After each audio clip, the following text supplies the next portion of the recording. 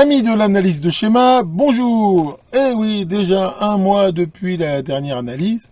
Et voilà, j'essaye d'en faire quand même peut-être une par mois. Et là, en plus, il se trouve que j'ai reçu un schéma qui m'a été envoyé par Bruno, qui est le schéma partiel de l'électronique d'un ventilateur de chaudière.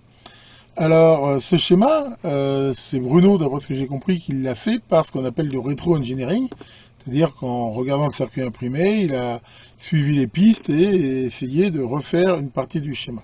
Alors ce schéma n'est pas complet. Comme on va le voir, il n'y a que la partie alimentation et la partie driver du bobinage du ventilateur. Et Bruno, justement, voulait surtout des explications sur le fonctionnement ici de cette partie alimentation. Alors, allons-y. Donc, on va partir du début. Donc ça, en fait, si j'ai bien compris, c'est le connecteur qui se connecte sur le secteur. Et là, on a une partie qui est très classique. On a ici une varistance censée protéger contre les surtensions, les pics de tension. Généralement, je suppose que il n'est pas sur le schéma. Quand on met ce genre de choses, il y a un fusible avant, mais il n'est peut-être pas mis ici sur le schéma. Ensuite, on a ici une résistance de 10 ohms, sans doute une résistance fusible qui permet de limiter un petit peu le courant. Là, une CTN, je rappelle, CTN, ça veut dire coefficient de température négatif, ce qui est juste qu'on trouve aussi, qui sert aussi à limiter ce qu'on appelle le inrush current, c'est-à-dire le courant au démarrage, c'est-à-dire que à froid, elle a une résistance qui est relativement forte, enfin encore, c'est pas des mégahms, mais qui est relativement forte, et donc au moment du démarrage, ça limite un peu le courant, vu qu'il y a forcément un appel de courant assez fort pour charger au moins ces deux condensateurs là. Et après, comme il y a du courant qui passe dans cette CTN, elle chauffe, et donc sa résistance diminue. Et voilà, c'est quelque chose de très très classique qu'on trouve très souvent aussi sur les alimentations à découpage. Ensuite, on a une cellule ici de filtrage, avec ici cette self qui permet d'éliminer les parasites de façon très classique, avec là ces condensateurs qui sont très probablement des condensateurs X2, et ici ceux-là qui sont reliés à la Terre, qui sont eux pour le coup probablement des condensateurs Y qu'un jour on voit sur ma vidéo sur ce genre de choses. Alors ensuite là on va pouvoir voir deux parties distinctes. Il y a cette partie ici qui est en fait la partie qui alimente tout le système en 12 volts, d'ailleurs on voit ici la tension, et cette partie-là, qui est la partie driver du bobine du moteur. Alors, d'après ce que dit Bruno, c'est un moteur où en fait il y a un seul enroulement, qui se branche ici entre J2 et J3, et il y a une électronique de commande qui, grâce à des capteurs à effet Hall, va piloter cette bobine dans le bon sens, de façon à entraîner le dit ventilateur. Alors à la limite, on va déjà regarder justement cette partie de puissance, puis on finira par la partie ici alimentation. Donc manifestement, ce moteur est alimenté avec une tension assez élevée, qui est la tension du secteur redressé. Donc là, on a ici ce pont de diode, avec le moins là qui vient à cet endroit-là, qui est la masse du circuit. Et là, on a de façon très classique ce condensateur 47 micro 400 volts qui sert à redresser le secteur, de façon à avoir ici une tension continue avec relativement peu d'ondulation. Je rappelle qu'après le pont ici, on a des demi-alternances secteur toujours positives à 100 Hz, et la présence de ce condensateur-là, en fait, il est là pour servir de réservoir pendant que les alternances retournent à zéro, de façon à ce qu'ici, on a une tension la plus continue possible. Alors, tout ce groupe de résistances ici, c'est des résistances qui sont généralement obligatoires, de sécurité, qui servent tout simplement à décharger ici le condensateur lors de l'arrêt de l'appareil. Donc ça, c'est quasiment une obligation maintenant de faire ça, parce que sinon, un condensateur de 47 micro 400 volts, il peut potentiellement rester chargé. Alors, vous allez me dire pourquoi ils ont mis 4 résistances en série plutôt que d'en mettre une seule. Tout simplement parce que je rappelle que les résistances ont des tensions max, surtout les CMS. Généralement, par exemple, les résistances traversantes genre quart de watt, à la base, ça tient entre 250 et 300 volts maximum. Donc là, déjà 325, on serait trop. Donc si on mettait des résistances comme ça traversantes, on en mettrait au moins 2 en série. Mais là, alors je sais pas si c'est du CMS ou pas, mais ils ont choisi d'en mettre 4, ce qui élimine tout risque. Donc là, on se retrouve donc avec cette tension continue de l'ordre de 325 volts, qui est le secteur 230 volts, qui est dressé, quasi continu.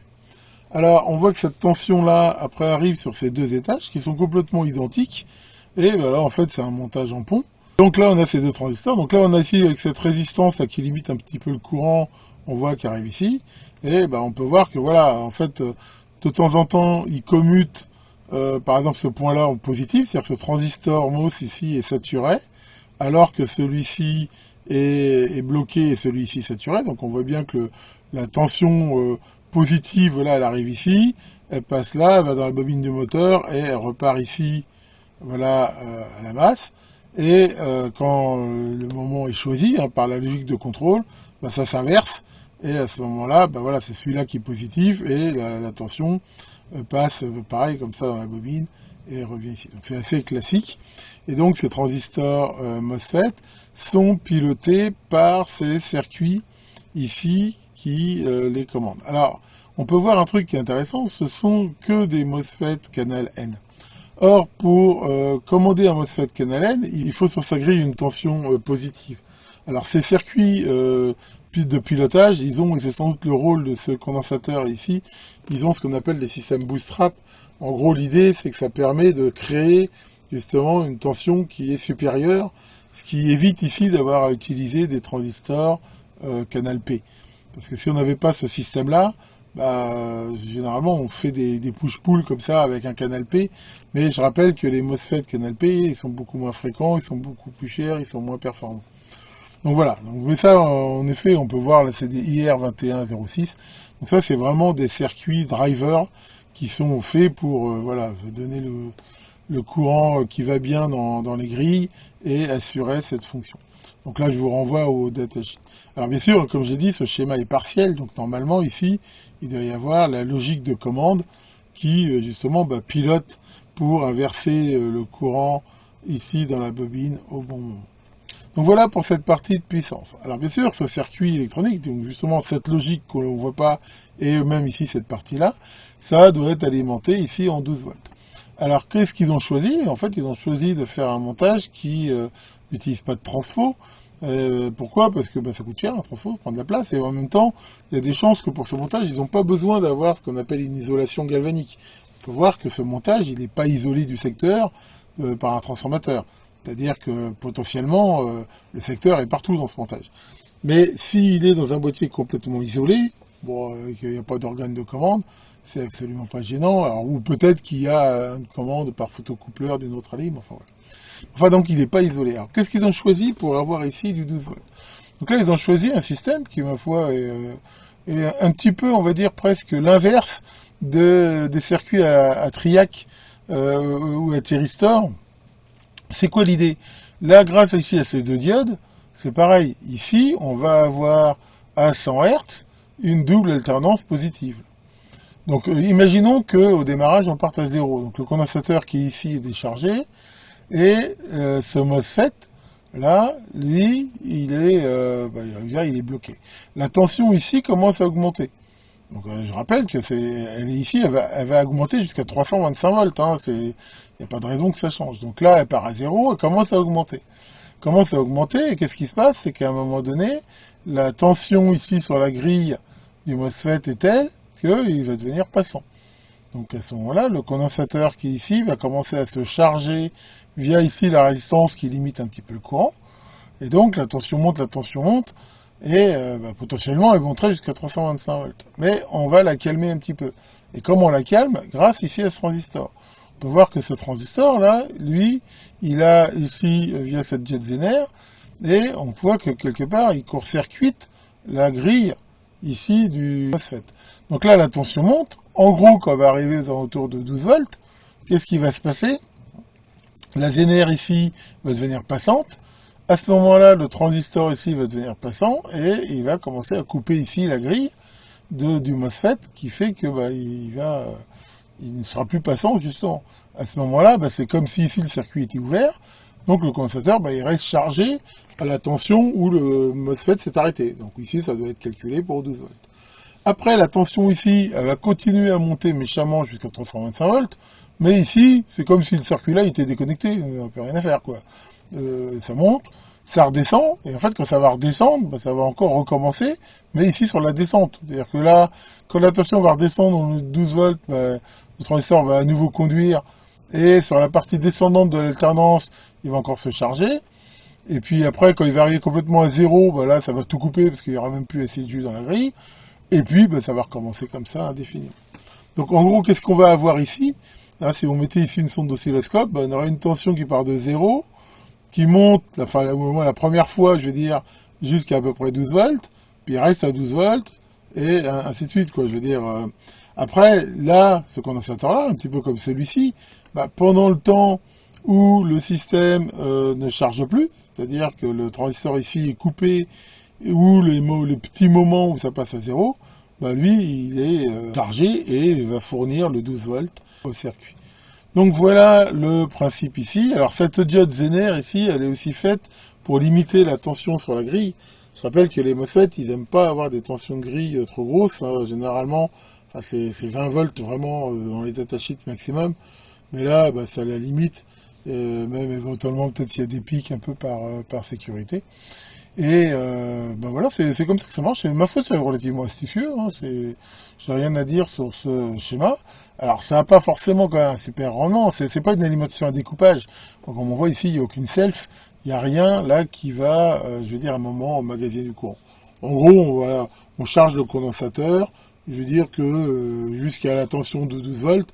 Mais quand ça dépasse, ben, on arrête de le charger. C'est simplement comme ça qu'il faut voir ce circuit. Par contre, ce genre de circuit-là, faut mettre des sacrées protections quand même, parce qu'on va voir, c'est un 220 micro, 35 volts. Si jamais ce transistor-là, pour X raison, il se mettait en court-circuit, alors là, ça ferait sans doute une belle explosion, bah oui, parce que le condensateur, lui, il va charger qu'à 325 volts, et un 220 micro 35 chargé à 325, à mon avis, il gonfle et il explose quasi instantanément.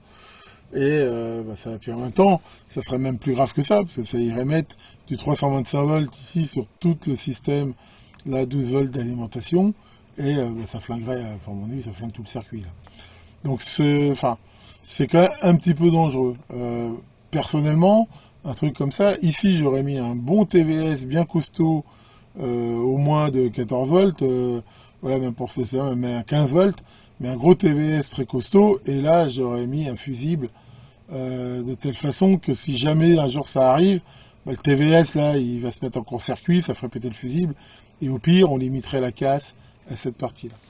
Donc enfin voilà, sinon je veux dire tant que ça fonctionne. Voilà pour cette explication de schéma qui j'espère vous aura intéressé. Et donc, moi, pour ma part, je suis pas encore en vacances, il y a encore 3 semaines. Hein. Je serai en vacances le 5 août et j'ai un planning de vacances déjà bien chargé. Comme d'habitude, je bouge pas de chez moi, mais j'ai plein de choses à faire. Enfin bon, je pense que j'aurai quand même l'occasion de vous faire des vidéos. D'ailleurs, c'est pas les sujets qui manquent, vu que là, j'ai 2 trucs à vous montrer. J'ai reçu un superbe colis de fan. Il faut que je prépare un peu, mais qui, à mon avis, sera très intéressant. Je voudrais bien faire les premières mesures là avec mon CP 144. Enfin bon. Vraiment, à part le temps, c'est pas les sujets qui manquent. Enfin voilà, tiens Maurice, ça va Maurice, qu'est-ce qui t'arrive? Pincette est pas contente. Oh, qu'est-ce qui lui arrive? Elle te dit qu'elle a 2 gros problèmes. Oh, alors c'est quoi ces problèmes? Problème numéro 1, elle dit qu'elle a rien à se mettre. Et problème numéro 2, elle a plus de place pour ranger ses fringues. Bon, je ne ferai aucun commentaire. Allez là-dessus, que le Big MOSFET vous fasse de belles commutations, et à très bientôt pour de nouvelles vidéos.